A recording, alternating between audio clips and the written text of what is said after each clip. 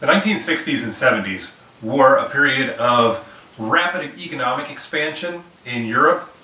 Even with the Cold War as a backdrop, it seemed like tensions had moderated and that East and West could coexist. What you see culturally is a rapid expansion, especially in Northern and Western Europe. Adaptation of a very modern consumeristic culture, one that consumes the arts, one that consumes material products, and one that seems to be financially very well off. The 1960s and 70s saw a massive recovery from the devastation of World War II. Europe industrially gets back on its feet, begins to make a lot more money.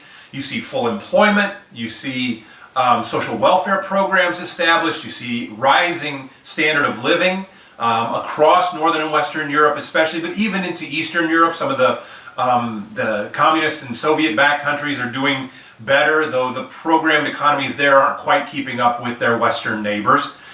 Consumerism becomes a massive part of the culture at this point. Old-time values, 19th century consumer values would have told you to not run into debt, to only purchase things that you can afford. The consumer expansion of the 60s and 70s actually encouraged purchasers to run up debts, to keep revolving credit lines open, to continue to purchase and expand. And this becomes an important part of the economy. One of the sort of subsets of purchasing power is the new power for a youth culture. The teenager arrives in Western culture. The teenager who has free time, who doesn't have to join the family as a worker, as another wage earner, who can pursue more education, who has disposable income, and has tastes that can now be marketed to. Tastes in music, tastes in culture, tastes in clothing, tastes in automobiles, and all of these play out. Music especially, and in this case the United States leads the way. Rock and roll becomes an international phenomenon. You quickly have cultures within Europe who join in. The British invasion is sort of a feedback on the American rock and roll culture as young British musicians take that message of American rock and roll, put a British spin on it, and feed it back. Groups like the Beatles and the Rolling Stones do this. This Western music is seen as decadent in Western societies. It's seen as dangerous in the East. But even there, in the communist bloc country, you'll find pirated versions, you'll find bootleg editions of this rock and roll music, this soundtrack for a young generation. But other elements of culture as well. Styles of dress, styles of fashion, of performance, that young people want to be different. They want to be a new generation. And it takes money to do that, and that all fuels the economy.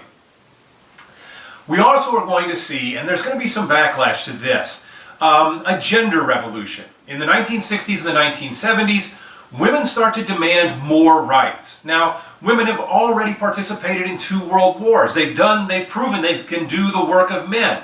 In a rapidly industrializing society, it's not brute strength anymore that makes the differences in the workplace. And a lot of white-collar jobs are very adaptable to women who have new opportunities for education, who have new freedoms in the home, and who want to expand their participation in the culture. These women's liberation movements, these women's empowerment movements build upon what we saw earlier with women's suffrage and the ability to participate politically. This is more of an effort to participate in all areas of culture. And also to have new freedoms. One of the more controversial elements of the women's movement of the 1960s and 70s is the demand for sexual rights in terms of sexual practice, but also, and very importantly, in terms of birth control. Access to birth control, reliable, inexpensive birth control, not always inexpensive, but, and on top of that, abortion. And most of these rights are gained by the 1970s. Again, not without controversy, but they are added to sort of the Western pantheon of rights. 1968 becomes a crucial year in this development. 1968 is a clash year of cultures. And 2 of the hotspots for this are going to be Paris and Prague.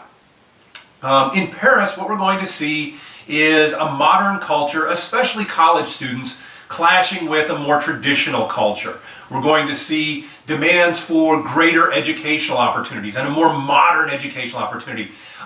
This is going to win advocates also of anti-government forces, people who aren't necessarily interested in the college issues, but are interested in demanding more rights, demanding more freedoms, and pressing a very conservative Charles de Gaulle government to open up. In France, this works. There's a violent summer, it's brutal, the police are brought into Paris, and a lot of the riots are put down, but many of the rights are gained, many of the changes take place. In Prague, we see some of the exact same demands, but with a harsher reaction. We see college students lead the way, we see intellectuals making demands for human rights, for political rights, but when the government cracks down, these people are imprisoned, they are dealt with, they are silenced, and the same sort of freedoms do not come out of that. So a different reaction, east and west. But clearly, we are not totally focused on the great diplomatic issues of the age solely. While the tensions of the Cold War go on, culture, society, economics, and politics are all evolving as well.